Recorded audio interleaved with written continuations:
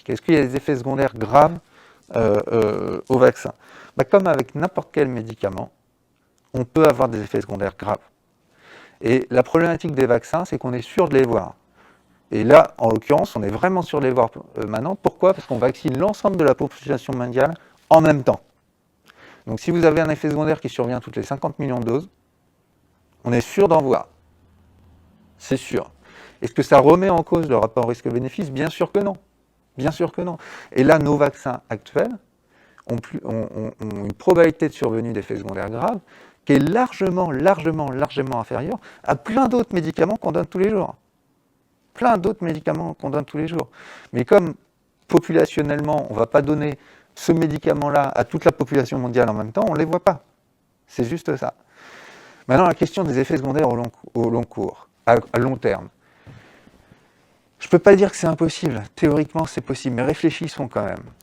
Vous injectez un vaccin qui est une stimulation antigénique. En gros, chaque jour, on a énormément de stimulations antigéniques qu'on reçoit chaque jour. On en rajoute une, certes un peu plus solide que celle qu'on reçoit naturellement, mais on en rajoute une. L'idée, c'est de mettre en place une réponse immunitaire pour protéger contre un pathogène si on le rencontre ultérieurement. Le médicament lui-même, le vaccin, il est très vite détruit en fait, parce qu'il est très vite pris en charge par la cellule, et donc pour mettre en place la réponse immunitaire. Donc le vaccin lui-même, le médicament lui-même, il ne reste pas dans l'organisme. Il ne reste pas dans l'organisme. Il y a d'autres vaccins qui ont des adjuvants qui restent, mais avec une sécurité d'ailleurs sanitaire parfaite. Je pense à l'aluminium, c'est le médicament qui a été le plus utilisé dans le monde depuis très longtemps. Il n'y a pas de souci, mais en l'occurrence avec cela, il ne reste pas dans l'organisme. Donc ne reste que la réponse immunitaire qui a été générée par la vaccination. La réponse immunitaire qui est générée par la vaccination, elle est définitive, elle est complète au bout de 6 semaines ou 2 mois. Donc en fait, s'il devait avoir des effets secondaires dus à la réponse immunitaire, on le verra là.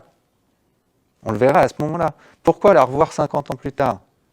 Je ne veux pas vous dire que c'est impossible, parce que là aussi, il faut faire preuve d'humilité, et tout est possible. Mais cette probabilité-là, si elle est possible théoriquement, elle est même, mais quand même, théoriquement, elle est très peu probable. Donc s'affranchir d'une vaccination pour une hypothèse très